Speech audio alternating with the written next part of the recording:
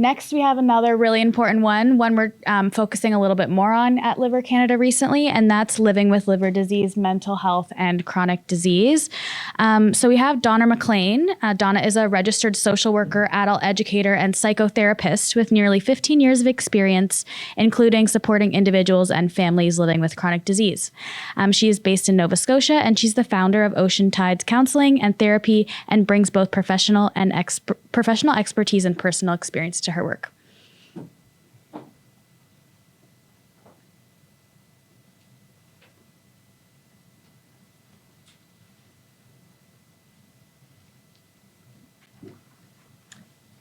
Yes, good afternoon. Just a bit of a clarification. So we've had many wonderful experts here on liver disease. And my background is more mental health. And I do support people with chronic health issues overall. One of my earlier things I did was to work with the Alzheimer's Society and working with people with dementia and their family caregivers. And now in my private practice, I do work with people with a variety of chronic health challenges, and I myself live with a non-terminal chronic disease. So I have personal experience with that as well. Yeah, so the agenda. Yeah, so we're going to be looking at just understanding the psychological impact and some common mental health challenges. We're going to look at some strategies for managing mental health, and then integrating mental wellness into liver disease management. So here are some common liver diseases. We're not going to get into that. You've heard lots about them. So the next one. So I think really a very important thing to think about when we're talking about health is the mind-body connection. We are not walking heads and we are not walking bodies. They are very much connected and they interact with each other.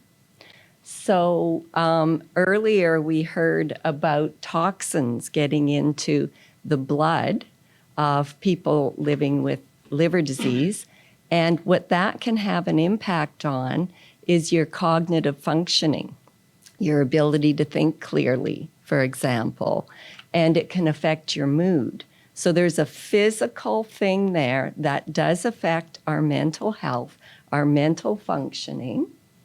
And then as well, just the struggle of having all of the limitations that you might have with liver disease in and of itself can create some mental health issues. And there's also evidence that poor mental health, so if you're, let's say, depressed, you may be more likely to follow through on the protocols that your doctor gives you, and therefore, perhaps sometimes even miss appointments. And then what impact does that have? It's going to impact how well you do with the disease. So there is a feedback loop that happens. Next one. Just going to go back here.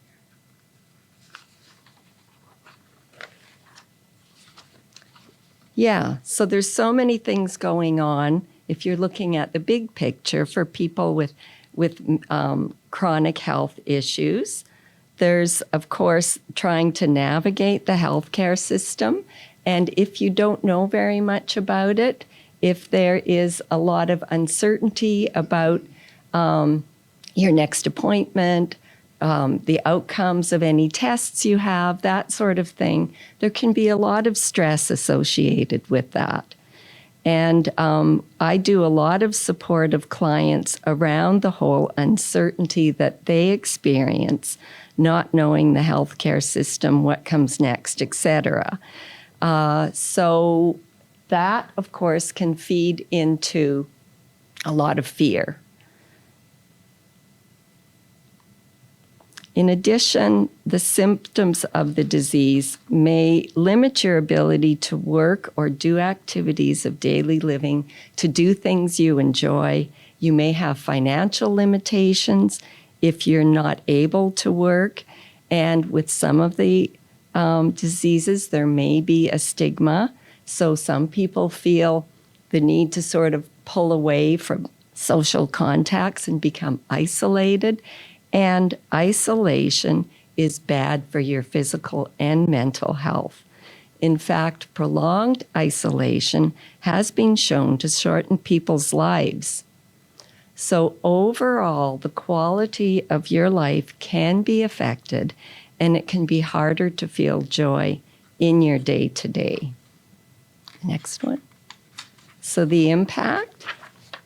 There are higher levels of depression and anxiety in people living with liver disease than there are in the general population. And again, that uncertainty and all of the fear that comes with it. And it can all be frightening and overwhelming. In addition, if you're now limited in the things you can do, if you've had to give up work or meaningful activities, you may feel grief and loss for what you once had. And when we're down or overwhelmed, what do? We tend to pull away and get isolated. And we've already talked about the impact of that on both our physical and mental health. So, but there are things you can do. So the next one.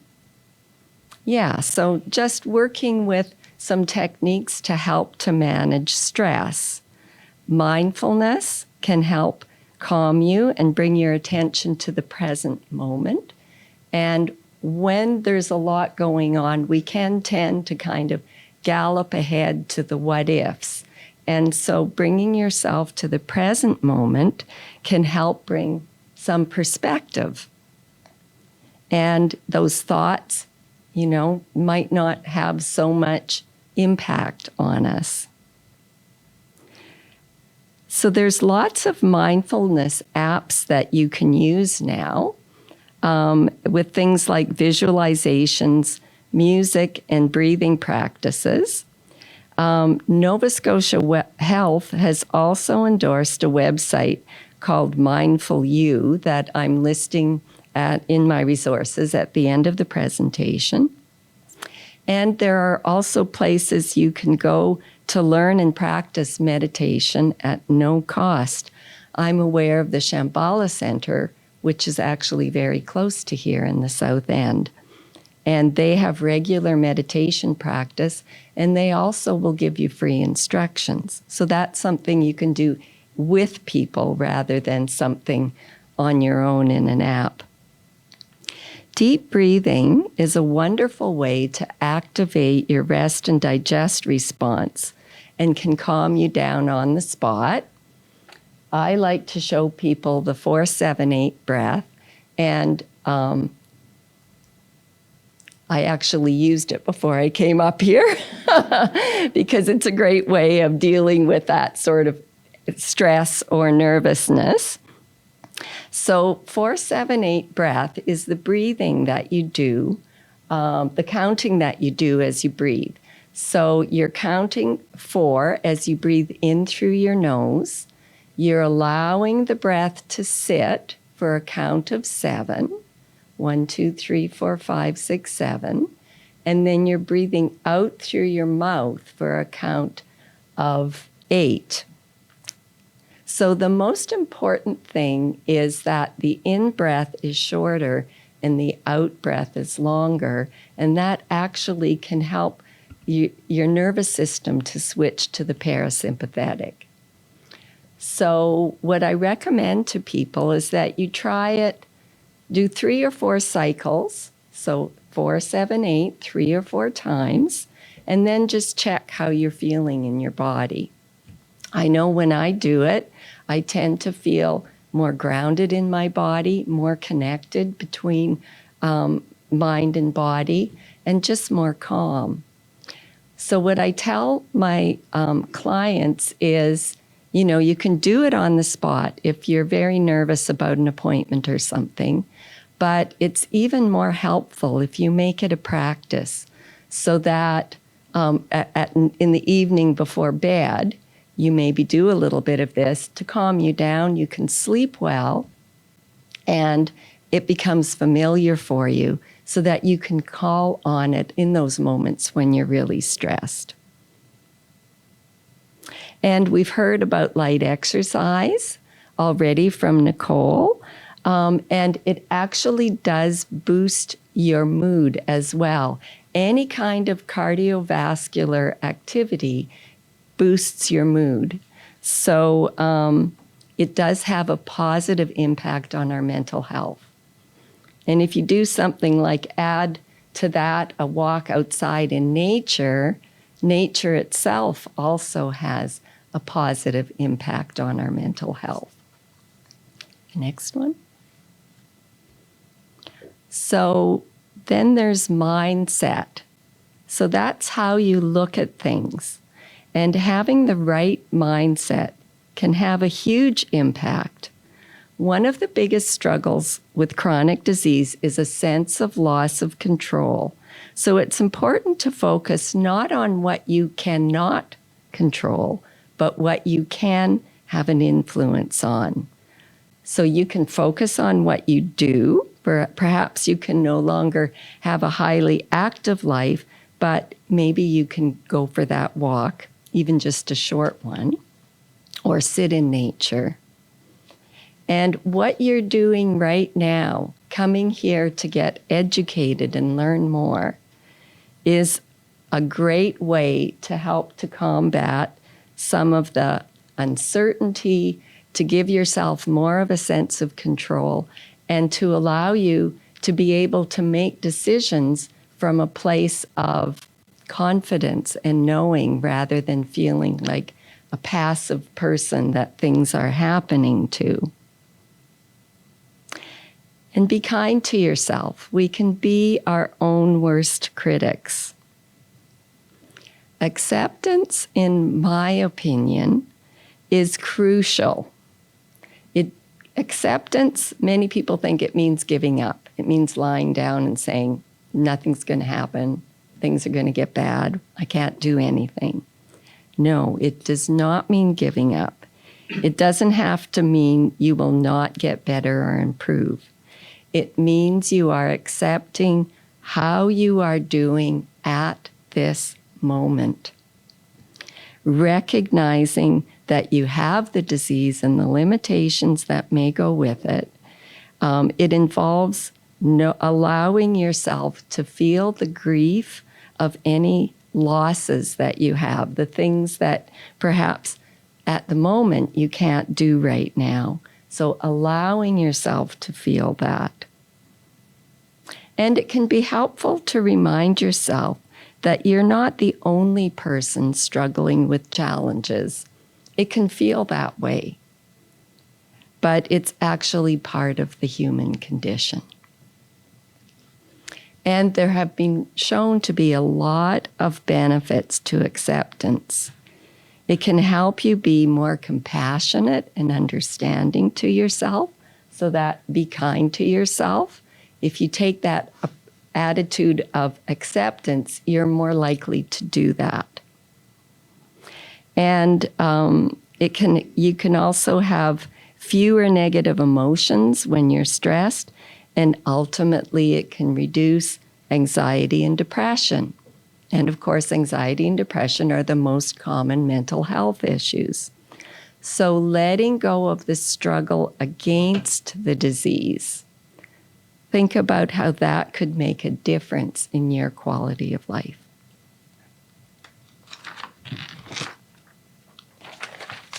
So going with that idea of focusing on what you can do, you can maintain a simple routine to help give you that sense of control. If you have a complex treatment plan, you can break it down into manageable steps. And you can set small goals. And something that's also important is to celebrate when you do accomplish something. Our minds have a natural bias, negativity bias it's called, to turn towards the problems. But celebrating things that you do accomplish is a way of turning towards more positive things. And a gratitude journal is great for doing that as well. So it's about thinking about, maybe in the evening at the end of the day, 3 or 4 things that you can be grateful for. And in our culture, we tend to go, well, I have to have accomplished this. But it doesn't have to be that. It can be as simple as, you know what? When I was sitting outside today, the sun felt really good on my face. So it can become very simple. And there's evidence that a gratitude journal is good for you. In fact, people who practice gratitude regularly have better immune systems, lower blood pressure, and higher levels of positive emotion, to name a few, just from doing that. Pretty incredible, huh? The next one. And to combat that isolation that we can tend to get into when we're struggling with health issues, getting that emotional support you need, staying connected with family, friends, and there are support groups. Now, something I don't know, but would love to know, is whether there's any access to support groups through Liver Canada, who's organized this conference. But they do have a national helpline where you can call and inquire about things like that. So there are virtual and there are also in-person support groups.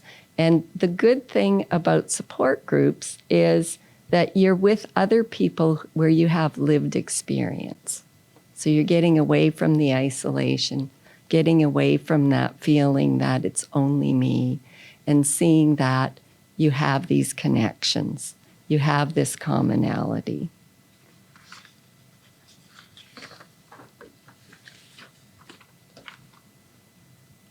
And when sort of the more informal supports don't work, there is professional support.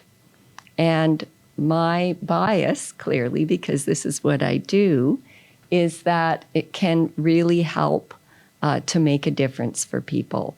And when I work with people with chronic health issues, it's to help them with things like acceptance, which it can be an ongoing struggle. It's not just, okay, I accept this and I'm done.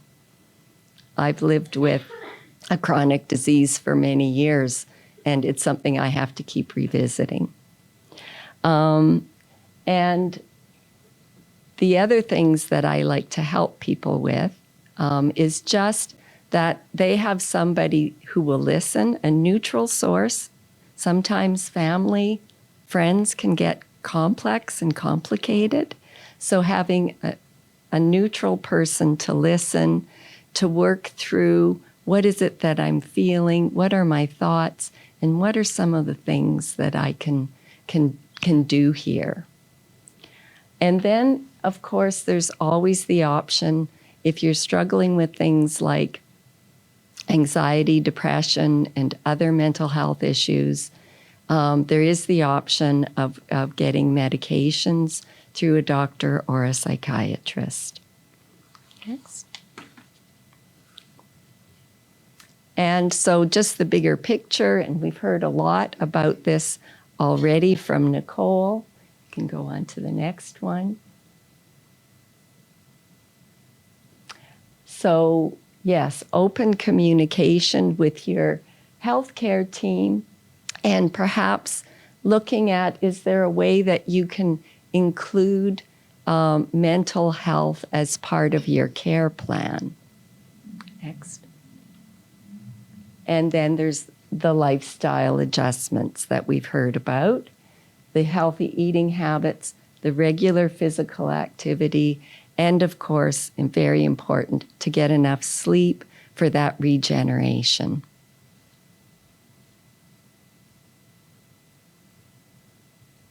And in conclusion, we've got that liver disease can impact your mental health, which in turn can impact your health outcomes. You can do things to support your mental health. And there's some strategies, some self-care techniques, things about your mindset, routines and goals, and lifestyle adjustments.